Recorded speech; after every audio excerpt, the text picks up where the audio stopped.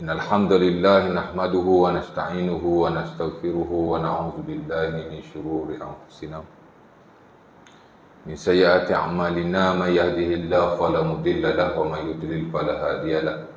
Asyhadu an la ilaha illallah wa la syarika lahu wa asyhadu anna Muhammadan 'abduhu wa rasuluh. Allahumma shalli wa sallim ala sayyidina Muhammadin wa ala alihi wa sahbihi ajma'in. Amma ba'd.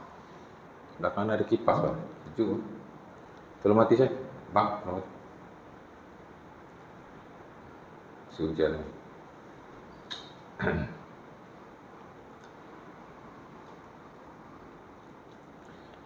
Allahumma salli wa sallim ala sayyidina Muhammadin wa ala alihi wa sahbihi ajma'in. Amma ba'du.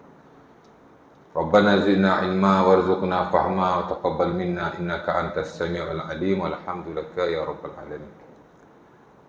Syukur kepada Allah Subhanahu Wa Taala kerana pada malam ini kita berpeluang untuk kita sambung kuliah kita yang telah lalu, di mana kita dah masuk sebelum ini bab yang ketujuh daripada buku Amalan Muslim Sehari Semalam, merujuk kepada sunnah-sunnah Rasulullah Sallallahu Alaihi Wasallam yang sebahagiannya bersifat ibadah yang mahdhah yang telah saya huraikan apa maksudnya, dan sebahagian lagi ada bersifat yang tidak mahdhah, ataupun kita boleh kata juga hal yang bersabit dengan di luar daripada ibadah khususiyah. Di mana dalam bab ini kita telah membincangkan tentang adab makan dan minum. Kita dah masuk sikit hari itu. Dan saya telah sebut beberapa ayat Al-Quran dan juga hadis Nabi SAW secara asasnya yang bersabit dengan al-aklu wasyurbu, makan dan minum. Bahkan dalam ilmu syariat, khususnya ilmu fiqh lah ya, memang ada satu bab ataupun satu kitab yang besar yang disebut sebagai Kitabul At'imah wal Ashribah, the book of food and drinks ataupun food and beverage. Mesti ada dalam mana-mana buku fiqh, dalam mana-mana aliran. Pasal apa ada? Pasal dalam Al-Quran dan dalam hadis Nabi SAW memang ada banyak disebut tentang makan dan minum. Yang jelasnya umpama dalam surah Al-Baqarah ayat 172 Allah Ta'ala kata, ya ayyuhallazina amanu kulu min tayyibati ma razaqnakum washkuru lillahi in kuntum iyyahu ta'budun. Pendek je ayat. Tapi dia ayat yang penting. Allah Ta'ala suruh kita makan dan minum, tapi daripada yang baik-baik. Dan dulu saya dah pernah jelaskan, yang baik-baik di sini merujuk kepada sumbernya mesti daripada yang halal dan jenisnya pun mesti daripada yang halal. Maka insya-Allah Taala dia termasuklah dalam konteks tayyibat. Kulu min tayyibati ma razaqnakum. Wahai orang-orang yang beriman, makanlah. Allah Taala suruh makan tu. Daripada yang baik, daripada apa-apa yang kami rezekikan. Pasal yang Allah Taala rezekikan kepada kita boleh jadi yang baik, boleh jadi yang tidak baik. Maka pilihannya terletak kepada kita. Kita nak ambil hak baik tu ke ataupun kita nak ambil hak tidak baik. Tapi dua-dua daripada Allah Subhanahu Wa Taala. Allah Taala bagi rezeki juga tu. Kena ambil yang baiklah. Washkuru lillah, dan bersyukurlah kepada Allah. Pasal hak bagi tu Allah Subhanahu Wa Taala. In kuntum iyyahu ta'budun, jikalau kamu benar-benar menyembah Allah Subhanahu Wa Taala. Allah Taala sebut tentang makan. Tapi ujung tu Allah Taala sebut ibadah. In kuntum iyyahu ta'budun, jikalau Allah lah yang engkau sembah. Makna dia sebut makan dan minum pun merujuk kepada penyembahan kepada Allah Subhanahu Wa Taala. Kalau kita benar-benar menyembah Allah, kita akan makan yang elok-elok sahaja. Itu maksud. Jadi sikit sebanyak ada connection jugalah antara makan dan ibadah. Walaupun pada asalnya dia bukanlah ibadah khususiyah seumpama semayang, tapi kalau kita buat dengan tidak langgar syarak, dapat pahala. Macam Nabi cakap pada sahabat lah, tuan-tuan boleh rujuk dalam hadis 40 Imam Nawawi. Hadis ke berapa saya tak ingat. Ada hadis Nabi sebut, wa fi but'i ahadikum sadaqah. Nabi kata bila kamu hadis siapa tu ya? Hadis Abu Zar. Tak silap saya lah ya. Datang sahabat Nabi kepada baginda, dia kata, ya Rasulullah, zahaba ahlud dusur bil ujur. Yusalluna kama nusalli wa yasumuna kama nasum. Wa yastasaddaquna bi fadli amwalihim. Wahai Rasulullah, orang kaya ni dia semayang macam kita semayang, dia puasa macam kita semayang, macam kita puasa, tapi dia ada harta, dia boleh sedekah, kami tak boleh.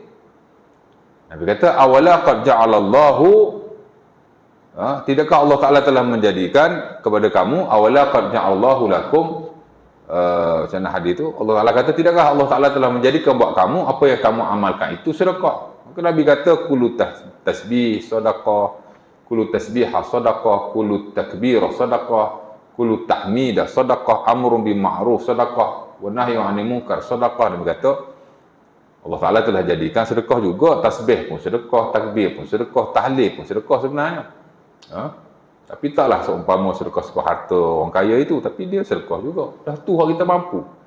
Dan Islam tak menekan ke atas kita, menekan perkara kita tidak. Menekan perkara kita mampu saja dalam banyak hal. Dan ujung tu Nabi kata, wa fi but'i ahadikum sedekah. Kamu bersetubuh atau bersama isterimu pun, Nabi kata sedekah juga. Jadi sahabat tanya, kami bersama ayati ahaduna syahwatahu wa fihi sadaqah, kami bersama isteri mungkin sedekah juga kok. Nabi pun kata, kalau kamu letakkan syahwatmu di tempat yang haram, berdosa ke tak berdosa? Sahabat kata berdosa lah. Macam tu juga kalau kamu letakkan ia di tempat yang halal, dapat pahala juga. Jadi samalah konteks makan pun. Kalau kita makan daripada sumber yang halal, dan kita of course lah makan daripada jenis-jenis yang halal, maka ia adalah satu kebaikan juga di sisi Allah Subhanahu Wa Taala. Jadi Allah Taala kata makan minum daripada baik-baik yang kami rezekikan, dan bersyukurlah kepada Allah jika engkau benar-benar menyembah Allah Subhanahu Wa Taala. Dalam surah Al-A'raf ayat 31, Allah Taala kata wa kulu washrabu wa la tusrifu. Makanlah, minumlah, cuma janganlah berlebih-lebihan. Jadi tak ada masalah. Allah Ta'ala tak suka kepada orang yang berlebih-lebihan. Dan banyak lagi hadis Nabi sebagai saya dah baca. Dan ada beberapa adab. Kalau kita lihat dalam fiqh sunnah,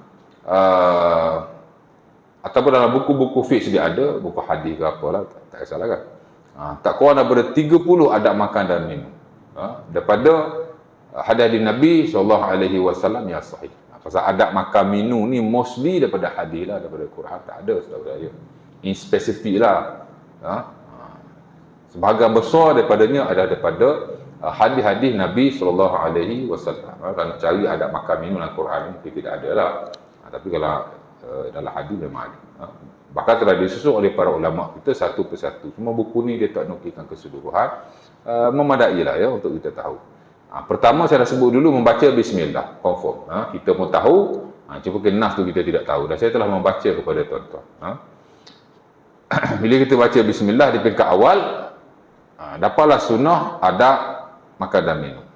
Makan baik, minum baik. Sebelum kita nak makan tu, sebelum kita nak minum, bacalah bismillah. Boleh baca sekurang-kurangnya bismillah. Ataupun kita boleh baca bismillahirrahmanirrahim. Ataupun kita boleh baca bismillah dan selepas itu menyebut nama-nama Allah yang lain. Kalau kita tahu. Pasal nama Allah Ta'ala ni banyak. Betul tak? Dalam Quran ada 100 lebih nama-nama Allah Subhanahu Wa Taala. Asmaullah Al-Husna, nama-nama Allah yang baik. Ada banyaklah. Bismillahirrahmanirrahim Hakim. Tak kisahlah, tapi at least kita baca bismillah. Nah, kalau kita lupa di peringkat awal, biasalah kita dah diajar sebenarnya daripada kecil bila makan baca bismillah. Dah jadi adat lah ya. Baguslah. Sebagai ibadah tu dah jadi adat. That is good. Sebab kehidupan kita ni kalau kita rujuk dari sudut adat, ada adat yang tak ada kena mengena dengan agama. Boleh amal as long as dia tidak bercanggah. Ada adat yang bercanggah tu tak boleh amal. Dan ada adat yang memang dia ni ibadah. Dan kita telah diajar. Adat ni maksudnya memang dah diajar. Walaupun mak kita, ayah kita dulu tak baca pun hadis Nabi, tak kata pun ni sunnah Rasul, tapi dia kata nak makan baca bismillah. Nak makan baca bismillah, betul tak? Anak kita kecil-kecil dulu memang kita makan secara berjemaah dengan mak bapak kita. Saya ingat saya zaman kecil dulu tuan-tuan, sampai saya habis belajar lah datang ke KL masa umur 17 tahun after SPM tu, saya ingat tak pernah saya makan secara berasingan. Sekali-sekala je. Mostly kita makan secara berjemaah lah makan. Makan tengah hari, makan malam mesti makan bersama keluarga. Cuma malam lah jarang saya bersama keluarga sebab malam saya menghabiskan masa di surau atau di masjid. Kalau tengah hari memang kita makan. Orang tua kita pun takkan makan melainkan kita balik daripada sekolah. Satu balik tu mandi-mandi semayang apa gitu gini makan sekali. Memang kita makan secara berjemaah lah. Dan orang tua kalau kita makan tak sama memang dia marah lah. Itu sunnah Nabi juga tu. Dan menghasilkan keberkatan makan berjemaah, especially bersama keluarga. Tak adalah yang orang tua kita cakap ni sunnah atau seumpamanya, tapi dia satu adab yang baik lah. Dan dia ibadah. Itu kita kata ada adab ni dia ibadah. Kalau kita tak tahu sunnah Nabi pun dapat pahala. Dapat pahala. Pasal kita buat tu benda yang disuruh oleh syarak. Cuma kita tak tahu kan. Jadi orang tua kita tak baca bismillah dan mereka marah. Memang mereka aja. Kita daripada kecil. Jadi dirutinkan sedemikian. Cuma kadang-kadang bila kita lupa, kita bacalah di pertengahan. Lafaznya berbeza. Bismillah fi awalihi wa akhirihi. Ini orang tua kita tak ajar kita lah. Pasal ni dia agak detail sikit kan. Tapi kalau kita ingat lafaz itu, kita baca bismillah saja, hasalalahu ba'dus sunnah. Dapatlah pahala sunnah. Tapi tak perfect lah. Hak perfectnya bismillah fi awalihi wa akhirihi. Ada perubahan sikit dari sudut lafaznya ya. Baik, itu yang pertama. Yang kedua, yang kita akan sebut pada malam ini ialah makan dengan tangan kanan. Al-aklu bil yamin. Makan dengan tangan kanan. Diriwayatkan daripada Abdullah bin Umar, itulah Ibnu Umar radhiyallahu taala anhu, anak Umar Al-Khattab lah ya, bahawa Rasulullah sallallahu alaihi wasallam bersabda. Hadis ini hadis Abi Dawud, hadis Muslim dan juga diriwayatkan dalam Muwatta Imam Malik. Kata Nabi, idza akala ahadukum falyakul bi yaminihi. Bila seseorang itu makan ataupun bila seseorang kamu makan, maka makanlah dengan tangan kanannya. Falyakul bi yaminihi. Ya. Wa idza syariba, bila dia minum pula, falyashrab bi yaminihi. Hendaklah dia minum dengan tangan kanan. Right hand, mesti. Fa inna syaitan ya'kulu bishimalihi wa yashrabu bishimalihi. Kenapa? Karena Nabi kata sesungguhnya syaitan. Tahulah syaitan kan? Kita tahu. Kita kata setan lah, setan. Mungkin kita tak pernah tengok. Mungkin kita tak pernah jumpa. Kalau jumpa atau tengok lari kita. Dia ada.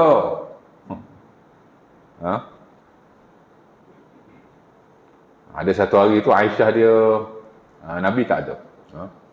Dia cari Nabi. Nabi rasa cemburu. Bila ada Nabi ni pergi rumah isteri dia lain kot. Cemburu. Dia panggil ghairah. Atau ghirah. Dia rasa cemburu lah. Dan saya Muslim. Bila Nabi balik, dia cakaplah, aku cari engkau tadi wahai Rasulullah. Jadi Nabi kata, syaitanmu telah menghasutmu. Syaitan dalam dirimu telah menghasutmu. Macam itulah lebih kurang dia. Nabi kata kepada beliau. Dia pun kata, dan Nabi kata, syaitan dalam dirimu telah menghasutmu.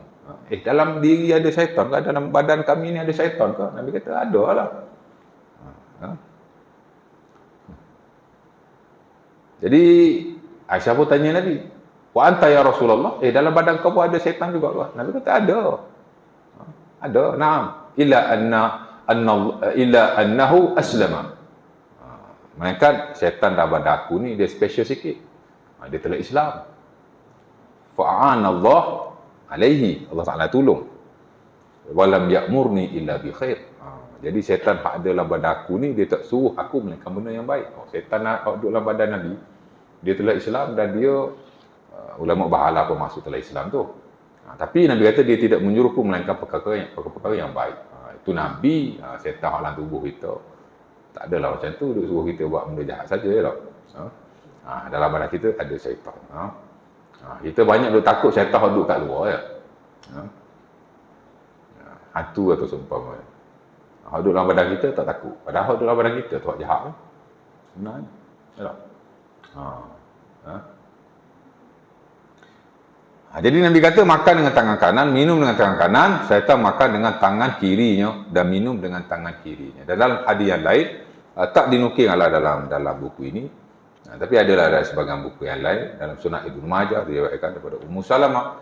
Nabi kata bukan hanya makan dan minum, bahkan bila kamu bagi, bila kamu ambil, idza a'ta ahadukum falyu'ti bi yaminihi wa idza akhadha falyakhudh bi yaminihi fa inna syaitan ya'khudhu wa yu'ti bi shimalihi. Kenapa Nabi kata? Kerana syaitan bila dia ambil dan bila diberi, dia ambil dan beri dengan tangan kiri.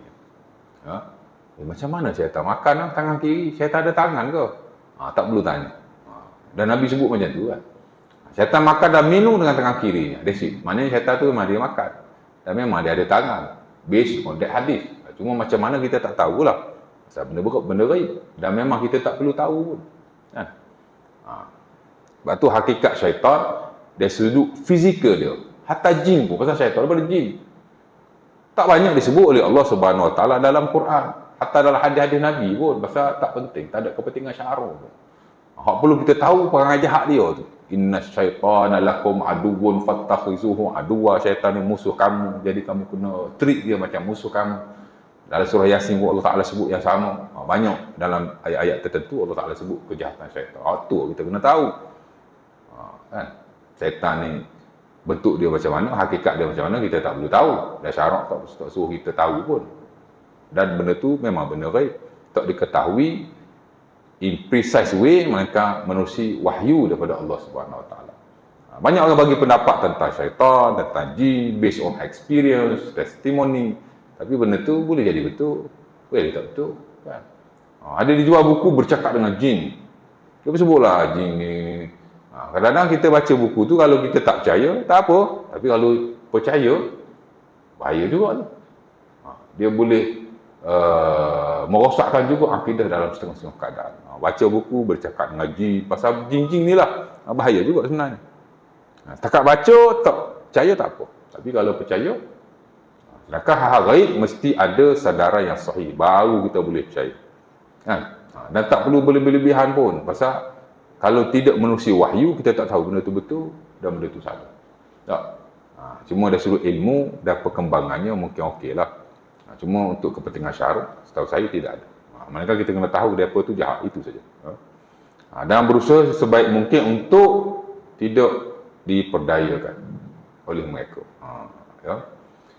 Baik, jadi makan dengan tangan kanan, minum dengan tangan kanan. Syaitan minum dengan tangan kiri dan makan dengan tangan kiri.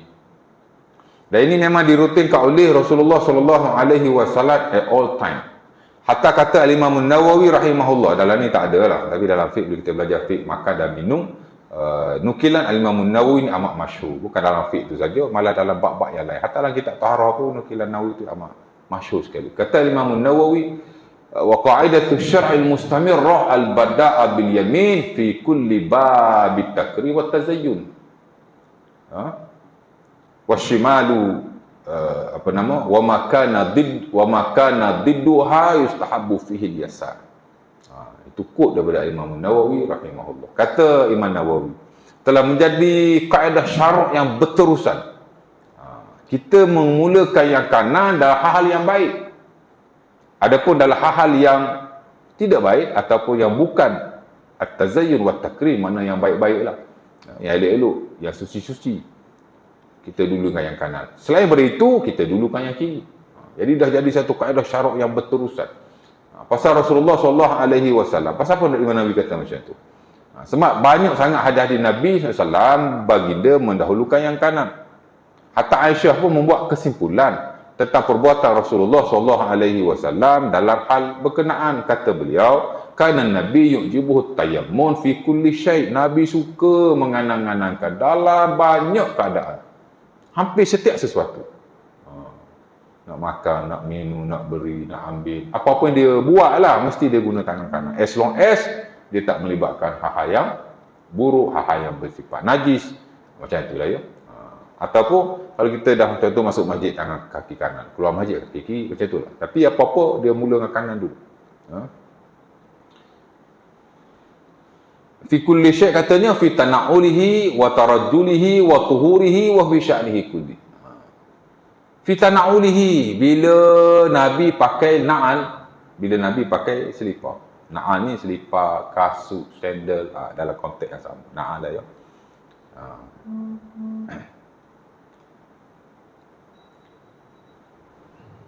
Jadi Nabi bila pakai selipar, bila pakai sandal, bila pakai kasut, Nabi mesti pakai yang kanan dahulu. Dan bila cabut, Nabi cabut yang kiri dahulu. Wa tarajjulihi, dan bila Nabi sikat rambut, Nabi memang sikat rambut, tuan. Kan? Kita tak apa sikat rambut. Nak sikat macam mana rambut pendek sepanjang masa. Asal nak panjang je potong. Asal nak panjang je potong. Asal potong je nak panjang. Ya tak? Tak dah nak sikat lah macam saya lah kot.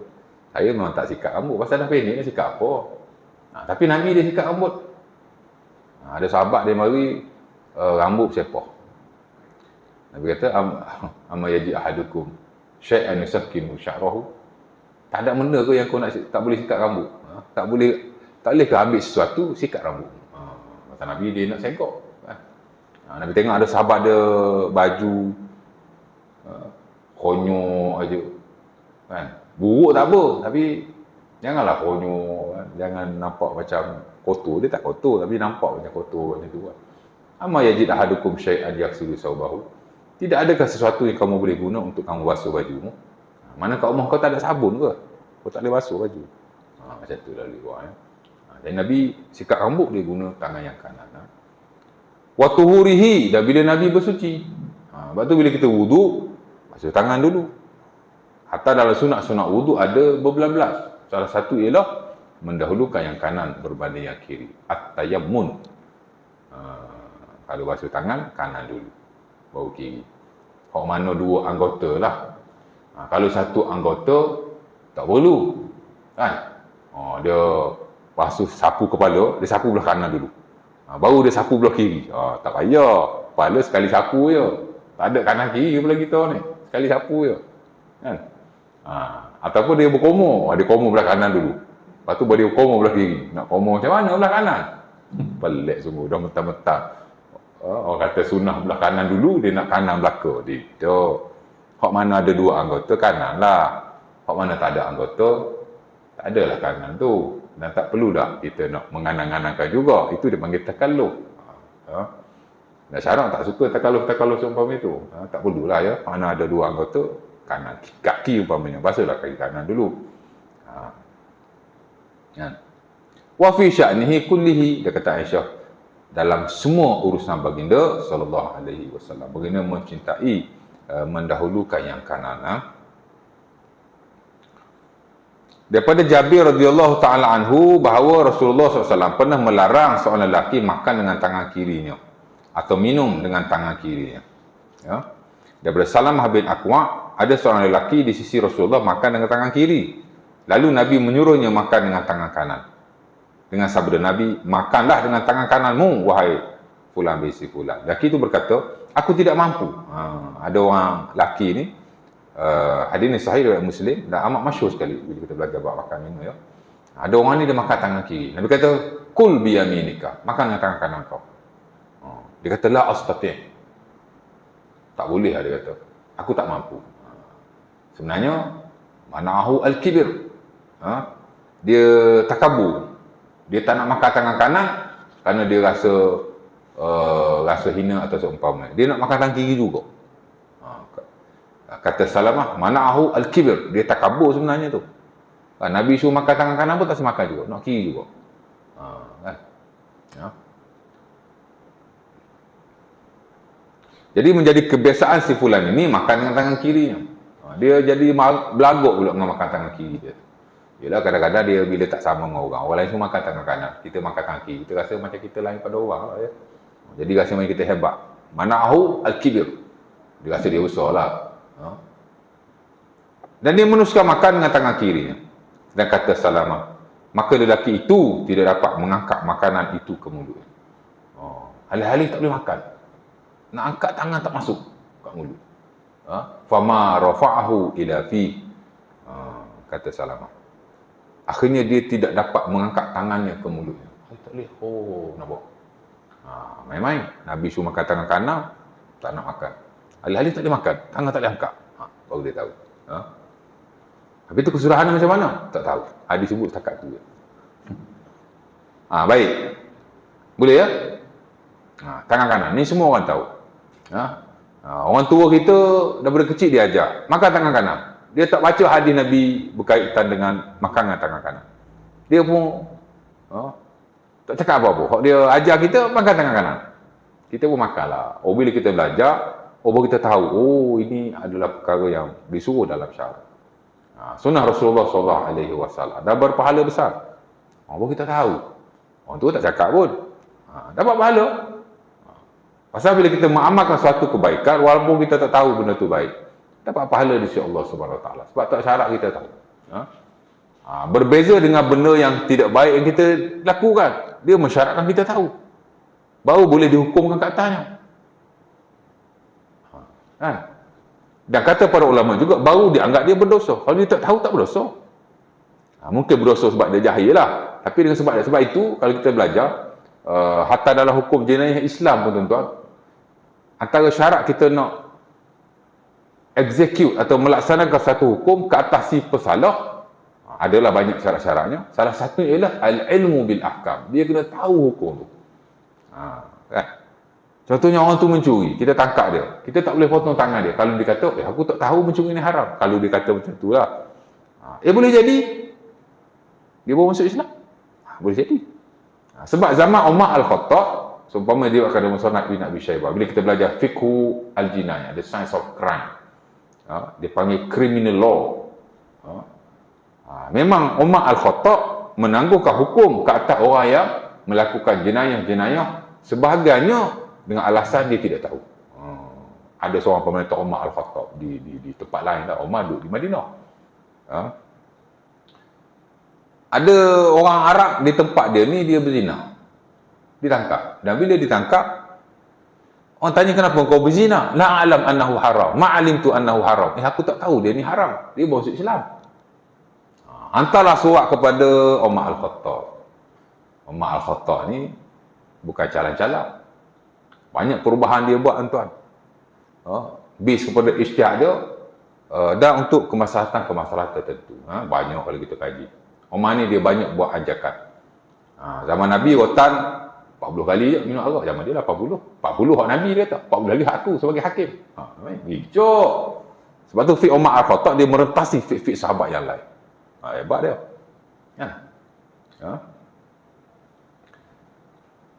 Zaman sebelum dia, itu zaman Rasulullah dan para sahabat, pasal apa orang arak tu rotan 80 tu? Seumpama kata periwayat lah, dalam Sahih Bukhari atau Muslim, daripada Anas ada, daripada siapa lagi? Abdullah As-Sa'ib ada, ataupun As-Sa'ib bin Abdillah. Dia kata pasal apa? Kerana fasah penas, ramai orang minum arak. Jadi terpaksa dilebihkan sedikit hukumnya itu. Tapi bila mari zaman Ali bin Abi Talib, dia kembali kepada 40. Kan? Bukan dia rekod, dia tambah. 40 tu Nabi punya, 40 ni aku hakim. Aku tambah sikit. Tak apa. Kan? Yang tak boleh kurang, tak boleh. Lebih tak apa. Pasal ijtihad hakim dalam hal seumpama itu ada keharusan. Dalam prinsip masalah mursalah lah, kata belajar Sufi. Ada dibolehkan. Jadi sama juga. Zaman Rasulullah SAW dan para sahabat, Abu Bakar As-Siddiq itulah. Kalau orang cerai isteri dia, aku cerai kau talak 3. Tolak tu ki salasan, ataupun anti tolik salasan. Marah sangat kat bini kan. Aku cerai kau talak 3. Zaman Nabi dan zaman Abu Bakar As-Siddiq jatuh satu je. Kan? Dan ini disebut hatta dalam Sahih Muslim daripada Ibn Abbas, di mana zaman Rasulullah SAW dan Abu Bakar As-Siddiq, at-talaqus salasu wahidatun. Talak 3 ni satu saja. Tapi bila mari Umar Al-Khattab, dia jatuhkan 3. Kalau kamu kata gitu jadi 3. Pasal apa? Pasal orang bermudah-mudah menceraikan isterinya sebanyak 3 kali. Jadi dia buat macam tu. Zaman dia lah, zaman Nabi tak. Sebab tu kalau perlis dia buat talak 3 jatuh 1 je. Dia ikut fiqh zaman Abu Bakar lah tu. Dan hadis Rasulullah SAW. Apa? Ada kepentingan lah Umar buat macam tu. Dan dalam banyak hal-hal yang lain. Dalam jenayah pun sama, tuan-tuan.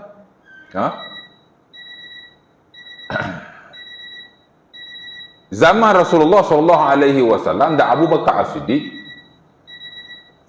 orang yang bunuh dengan sengaja, jika dia ada emas, biasalah bila kisah ni, bila dibunuh seseorang, diserahkan kepada wali-walinya, kaum keluarga dia. Apa nak buat kepada si pembunuh? Kalau keluarga dia kata bunuh, bunuh lah. Tapi kalau keluarga kata kita ambil dia lah, ambil pampasan, bayarlah pampasan. Kan pampasan ni boleh unta, boleh lembu. Kalau unta 100 ekor, 30 ekor unta yang berumur 3 tahun, 30 ekor yang berumur 4 tahun, 40 ekor yang berumur 5 tahun. Dia panggil hikah, apa nama? Saya tak ingat nama-nama unta tu. Tapi 100 ekor lah. Ataupun dia nak bagi lembu. Kalau lembu, berapa ekor lah? Saya pun lupa lah.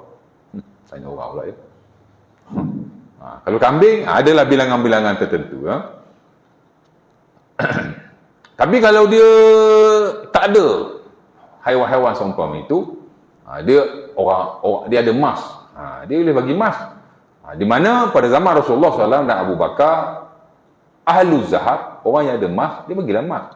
Berapa dia bagi? 8,000 dinar, 800 dinar. Tapi zaman Abu Bakar As-Siddiq, dia kepada ahli zahab 1,000 dinar. Pasal apa? Pasal dia kata sekarang harga unta telah meningkat. Kan? Jadi tak aci lah kalau orang bagi 100 ekor unta dengan orang yang bagi 800 dinar, dia macam tak pengam sebab harga unta telah meningkat. Jadi dia up daripada 800 dinar kepada 1,000 dinar. Wa ala ahli zahab alfu dinar. Bagi 1,000 dinar. Bijak dia orang tak? Kan? Kira bercanggah dengan Rasulullah lah. Tak bercanggah. Dia bukan kurangkan. Dia bagi lagi up. Dan yang paling penting diterima oleh ahli-ahli si mati. Itu yang lebih penting. Kalau keluarga si mati kata, aku nak seekor unta je lah. Boleh. Tak ada masalah. Walaupun Islam meletakkan had, at the end dia boleh bincang. Dia boleh discuss. Tapi tak ada lah macam tu. Dia ambil 100 ekor unta. Takkan nak seekor saja. Kan? Nampak? Isyak lah ya. Jadi, balik pada yang tadi, macam mana sebut Safa Umar Al-Khattab tu? Jauh pergi tu. Apa pergi situ ni? Balik sikit. Asal pergi Safa Umar Al-Khattab?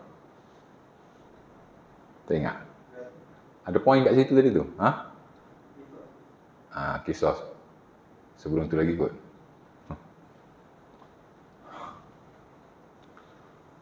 Baik ya. Jadi dua lah. Sebelum ni kita bismillah. Malam ni makan dengan tangan kanan. Dapat satu sunnah lah malam ni. InsyaAllah ta'ala. Bila nak habis kalau 30 sunnah, satu kuliah satu sunnah aja. Cukup lah kan. Belajar ni sikit tak apa. Yang ni kita dapat. Jadi adab pada malam ini ataupun sunnah berkaitan dengan makan. Itulah sunnah yang kedua, ialah memakan dengan tangan kanan. Walaupun kita kidal, cuba sebaik mungkin. Kalau boleh lah. Melainkan kalau tak boleh sana, boleh lah. Pasal majoriti para ulama berpendapat bahawa makan dengan tangan kanan hanya sunnah, tidak wajib. Jadi kalau dimakan dengan tangan kiri, tidak haram di sisi majoriti. Walaupun ada segelintir mengharamkan. Adalah hujah-hujahnya tu. Tapi majoriti kita tidak haram. Ia hanya adab dan sunnah saja. Tapi kalau dia makan dengan tangan kiri, dengan sengaja, tanpa apa-apa keuzuran, teramat-amat makruh, kerana dia telah sama dengan syaitan. Alaihin la'nah. Pasal apa kata ada ulama kata haram tu? Dia guna hadis yang sama juga, tapi persepsi dan tafsiran berbeza. Pasal apa dia kata haram? Pasal Nabi sebut syaitan. Syaitan makan tangan kanan, syaitan minum tangan kiri. Nabi laisa lana masalus sau. Nabi takkan contohkan benda-benda yang buruk. Syaitan seumpamanya, mereka benda itu adalah benda yang haram. Hadis yang sama je, tapi persepsi, tafsiran. Jadi kata haram. Tapi majoriti kata tidak haram. Ini adab, ini adab. Baik, itu yang kedua ya. Dan yang ketiga kita masuk insya-Allah lah next kuliah ya. Mudah-mudahan. Jadi tangan kidal ni saya dapatilah member kita. Bila dia makan guna tangan, dia tak ada masalah. Normally kalau dia makan dengan garpu, biasanya dia akan makan tangan kiri. Pasal garpu ni susah sikit. Susah masuk mulut. Boleh masuk tapi susah. Itu testimoni saya lah yang saya tanya kawan-kawan saya yang kidal. Dia kalau makan tangan kiri, tangan kanan susah sikit dia kata. Boleh makan tapi susah sikit. Jadi walaupun susah sikit, as long as boleh makan, cubalah makan tangan kanan. Tapi kalau tangan kiri pun tidaklah haram. Cuma sebaik-baiknya kita makanlah tangan kanan. Dan jangan jadi macam syaitan, dia makan tangan kiri. Lagi satu, takut tak berkat apa yang kita makan. Itu saja. Kadang-kadang kita buat tuan, macam minum, makan berdiri tidak haram. Minum berdiri tidak haram di sisi majoriti. Kan? Walaupun kalau kita lihat dalam Sahih Muslim, Nabi kata siapa yang minum berdiri, Nabi suruh muntahkan. Kan? La yashrab ahadukum illa illa wa huwa jalis faman syariba qa'iman, Nabi kata falyastaqim. Hadis Muslim pada Aisyah. Tu saya pergi di sebuah surau di satu hospital lah ya. Dia tampah hadis tu kat depan hospital. Saya pun tak tahu apa tujuan dia tampah hadis tu. Patut banyak punya bukan kata tak boleh, tapi sepatutnya depan surau ni kan, depan pintu masuk surau tu dia tampah. Seolah-olah patutnya kalau depan pintu masuk surau ni hal-hal yang bersabit dengan nak masuk surau lah. Macam masuk tangan kanan, masuk kaki kanan, doa untuk kita masuk ke surau. Yang patut hak tu. Kita tanpa hadis jangan makan dengan tangan kanan, jangan minum dengan tangan kanan. Saya pun tak pasti apa tujuan dia. Dekat hadis tu ada tafsirannya. Kalau kita lihat secara zahirnya macam haram lah tu. Nabi kata hendaklah kamu minum dengan tangan kanan. Dan sesiapa hendaklah kamu minum dalam keadaan duduk. Siapa-siapa yang minum dalam keadaan berdiri, hendaklah dia memuntahkannya. Oh, macam dahsyat tu. Betul tak? Macam haram lah kan? Macam tak boleh sangat. Ada keterangannya. Ada hadis yang lain Nabi minum berdiri. Ali bin Abi Thalib dan Sunnah At-Tirmizi, dia bagi minum kat Nabi Zam-Zam berdiri. Jadi ulama gabung ke hadis-hadis yang ada. Jadi dia kata ada sunnah saja, tidak haram. Jadi macam itulah nak ceritanya. Jadi kalau kita minum berdiri pun tak haram di sisi majoriti. Makruh saja. Tapi kita rasa tak sedap sebab takut apa kita minum tak berkat. Kita kalau minum ni nak berkat tuan. Masuk dalam badan kita ni. Dan daripada punca berkat ni lah insya-Allah kita akan sihat, kita akan begitu, kita akan begini. Kadang-kadang bukan soal pahala, tak pahala kau nak kira. Haram tak berdosa pun, tapi takut tak berkat. Itu saja.